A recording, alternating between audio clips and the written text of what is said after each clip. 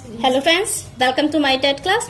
Friends, आज हम त्रिभुज के बारे में पढ़ेंगे। जैसे कि पिछली वीडियो मैंने आपको बताया था कि त्रिभुज के बारे में थोड़ी सी थ्योरी को जानेंगे और उसी के अकॉर्डिंग जो क्वेश्चंस हैं उनको भी लगाएंगे। तो आज जो थ्योरी हम उनको देखते हैं, तो यहाँ पे त्रिभुज क्या है पहले इसको जान लेते हैं।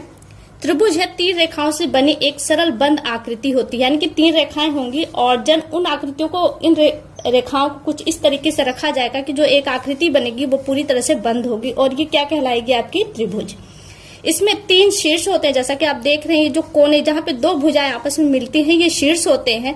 तीन भुजाएं वो देख रहे हैं और इन भुजाओं के योग से, यानी कि दो भुजाएं जहां पे मिलेंगी वहां पे कोण बनेंगे और यहाँ पे कितने कोण बनेंगे, तो तीन कोण बनेंगे और तीनों कोणों का जो योग होगा वो 180 अंश होगा। और यही पॉइंट आपको याद करना है क्योंकि यहीं से आप सवालों को सॉल्व कर पाएंगे।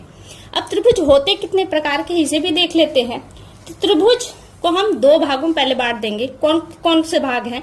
तो त्रिभुज को पहले हम भुजाओं के आधार पर बांटेंगे और फिर कोणों के आधार पर। इन दोनों में भी फिर तीन अलग अलग तरह के कोण होते हैं। कौन से कोण होते हैं?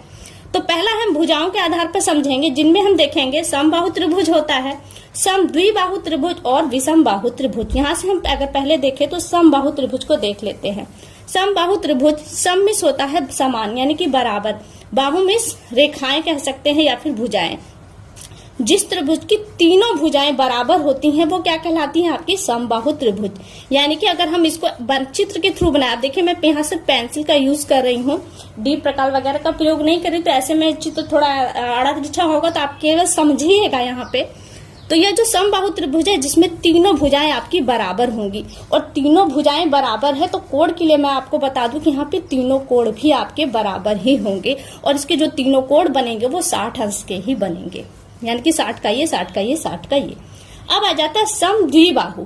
समबाहु अगर आप समझ गए तो समद्विबाहु का मतलब होता है जिसकी दो भुजाएं समान हो, जिसकी दो भुजाएं एक समान होंगी और तीसरी भुजाएं अलग साइज की होगी। यानी कि अगर मैं कहूं कि ये भुजा 2 सेंटीमीटर की है और ये भुजा 2 सेंटीमीटर की है तो ये क्या कहलाएंगी? आपकी समद्विबाहु।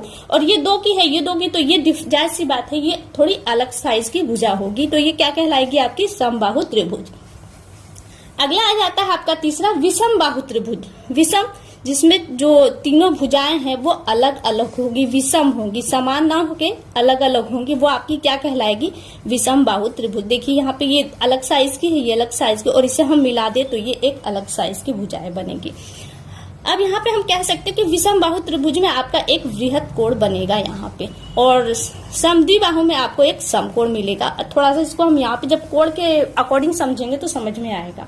तो ये भुजाओं के आधार पे आपके तीन कोण हो गए। कौन कौन से? समबाहु त्रिभुज, समद्विबाहु त्रिभुज और विषमबाहु त्रिभुज। वहीं अगर कोणों के आधार पे हम समझे तो देखिए आपका यहाँ पे तीन तरह के त्रिभुज होंगे कोणों के आधार पे। पहला है न्यून कोण।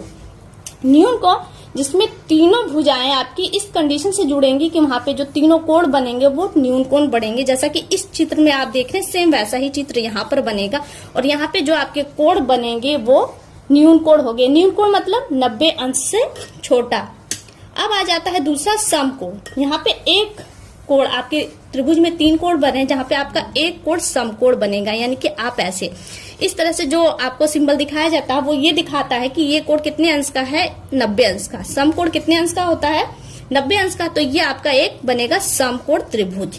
फिर आ जाता है अधिक कोण त्रिभुज। अधिक कोण का एग्जाम्पल आपको विषमबाहु त्रिभुज में दे दिया है मैंने, वैसा ही बनेगा जिसमें एक कोण आपका अधिक कोण होगा। अधिक कोण मतलब 90 अंश से तो बड़ा होगा लेकिन 180 अंश से छोटा होगा, वो क्या कहलाएगा? आपका अधिक कोण। और इसका चित्र हम बनाए तो कुछ इस तरीके से बनेगा। यहाँ पे जो कोण बन रहा है वो अधिक कोण बन रहा है और ये समकोण और ये आपके न्यून कोण बन रहे हैं। समकोण में अगर भुजाओं की हम बात करें तो समद्विबाहु त्रिभुज में भी आपको समकोण मिल जाएगा और विषमबाहु त्रिभुज में भी आपको समकोण मिल जाएगा। वहीं अगर न्यून कोण की बात करें जिसमें तीनों कोण आपके न्यून कोण हो तो वो आपको समबाहु त्रिभुज में ही आपको न्यून कोण मिलेगा। वहीं अधिक कोण की बात करें तो अधिक कोण वाला त्रिभुज आपको विषमबाहु त्रिभुज में ही देखने को मिलेगा और कहीं नहीं मिलेगा। तो ये देखिए आपके हो गए त्रिभुज के प्रकार। अब कुछ इसके अलावा 2-4 पॉइंट और है, इन्हें भी देख लेते हैं। देखिए यहाँ पे जो हमने पॉइंट लिया है वो कह रहा है किसी त्रिभुज के अंतः दो कोण समद्विभाजक द्वारा बनाया गया कोण क्या होता है? समकोण तथा तीसरे कोण के आधे के बराबर होता है। पहले इसको समझिए, हम पहले चित्र बना लेते हैं।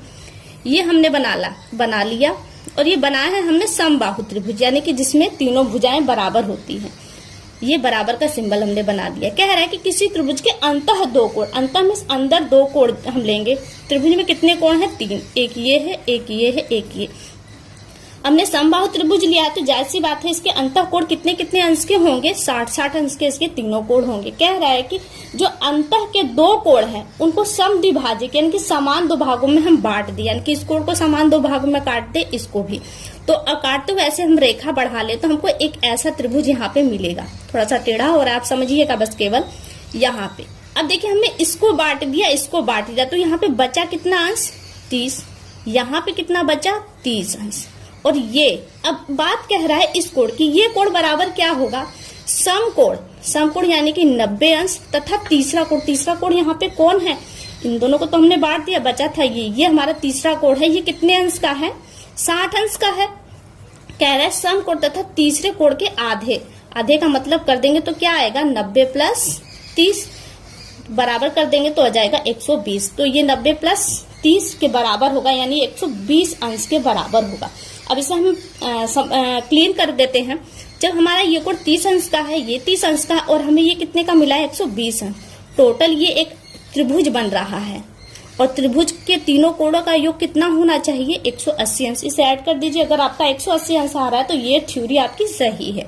जोड़ देते हैं 3 3 6 2 8 और 1, ये 180 अंश, यानी कि ये पॉइंट सही है। और प्रश्न यहाँ से सिर्फ यही पॉइंट आपको उठा के यहाँ तक का दे देगा और आपसे पूछेगा कि ये कोण कितने अंश का है। अब एक और चीज समझ लेते हैं इसी तरह का पॉइंट। यहाँ पे देखिए एक अलग पॉइंट है। किसी त्रिभुज के बाह्य दो कोण समद्विभाजक द्वारा बनाया गया कोण समकोण और माइनस तीसरे कोण का आधा। मान लीजिए हम वही एक चित्र बनाते हैं, समबाहु त्रिभुज बनाते हैं। तो ये हमारा समबाहु त्रिभुज बन गया और कह रहा है कि किसी त्रिभुज के बाह्य दो कोण, अब बाहर कौन से दो कोण हैं? तो इस भुजा को आप थोड़ा और बड़ा कर दीजिए और इस भुजा को थोड़ा और बड़ा कर दीजिए। तो देखिए आपको यहाँ पे ये कोण मिला है, ये त्रिभुज के बाहर है और त्रिभुज के बाहर होने के कारण इसे हम कहते हैं बाह्य कोण।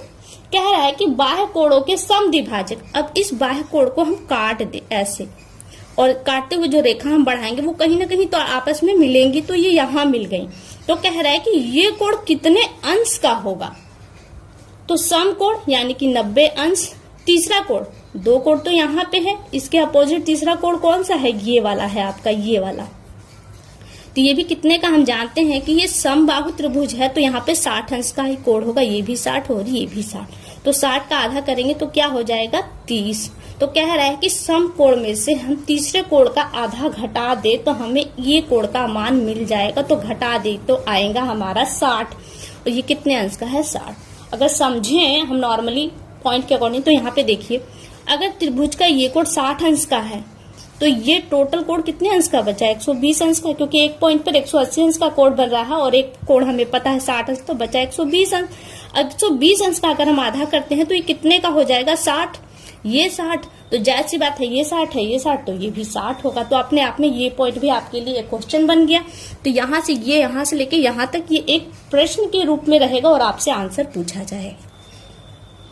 एक और पॉइंट देख लेते हैं। ये पॉइंट देखिए, किसी त्रिभुज के अंतः एक कोण के समद्विभाजक द्वारा तथा बाह्य कोण के समद्विभाजक द्वारा कोण डी, यानी कि एक जो कोण नया कोण बन रहा है वो कोण डी है, वो क्या होगा? a/2 होगा। मान लीजिए हम एक त्रिभुज बनाते हैं, यहाँ पे हमको नामकरण करना पड़ेगा इसका। तो यहाँ पे a, b और c। कह रहा है कि एक अंतः कोण ले। अब अंतः कोण कौन सा ले? और समद्विभाजक द्वारा बनाए बाह्य कोण, एक बाह्य कोण ले।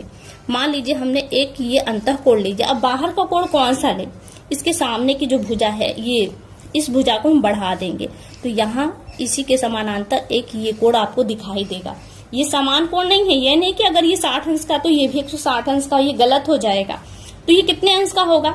ये 60 का है और हमने बनाया कौन सा कोण है? समबाहु त्रिभुज, तो ये भी आपका 60 का है, ये भी आपका 60 का है। तो इस हिसाब से ये कोण कितने एंगल का बना? 120 अंश का। कह रहा है कि इस कोण को अगर हम आधा करें एक अंतः कोण के समद्विभाजक द्वारा, इसको हम अगर काटते हैं तो ऐसे ये रेखा बाहर चली जाएगी।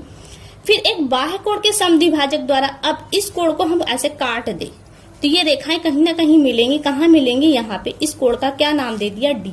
और कह रहा है कि डी जो कोण बन रहा है आपका वो a/2 होगा, यानी कि a कहाँ है आपका, ये है a/2। तो कर देंगे तो आ जाएगा 30, यानी कि ये कोण कितने अंश का बनेगा, 30 अंश का बनेगा। पता नहीं सही है कि गलत, एक बार देख लेते हैं ये भी सही है कि गलत।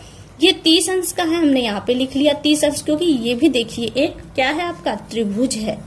ये त्रिभुज है ना, और त्रिभुज के तीनों कोणों का योग क्या आना चाहिए, 180 अंश। तो एक डी कोण जो है वो 30 अंश का है। अब देखिए ये 120 का है, जब हमने इसे आधा किया तो ये कितने का मिला, 60 का, और 60 का यहाँ पे पहले से है, यानी कि ये टोटल कोण कितने का बन गया, 120 का। और ये कितने का है, ये 60 का था, और हमने जब इसे आधा किया तो यहाँ क्या बचा, 30, तो यहाँ पे हो गया 30। इन सबको जोड़ दीजिए, 8 और 1, यानी कि इन तीनों कोणों का योग क्या मिला हमें, 180 अंश, और ये थ्योरी हमारी सही है। अब प्रश्न क्या बनेगा, प्रश्न यही बनेगा, किसी त्रिभुज के अंतः एक कोण के समद्विभाजक द्वारा तथा बाह्य कोण के समद्विभाजक द्वारा बना कोण कितने अंश का होगा, और ये हो गया आपका प्रश्न। तो फ्रेंड्स कैसी लगी ये थ्योरी एक बार कमेंट करके जरूर बताएं। अगली वीडियो में हम त्रिभुज से संबंधित कुछ प्रश्नों को करेंगे। तो फिलहाल के लिए केवल इतना, अगली वीडियो में आपसे फिर मुलाकात होगी, तब तक के लिए नमस्कार।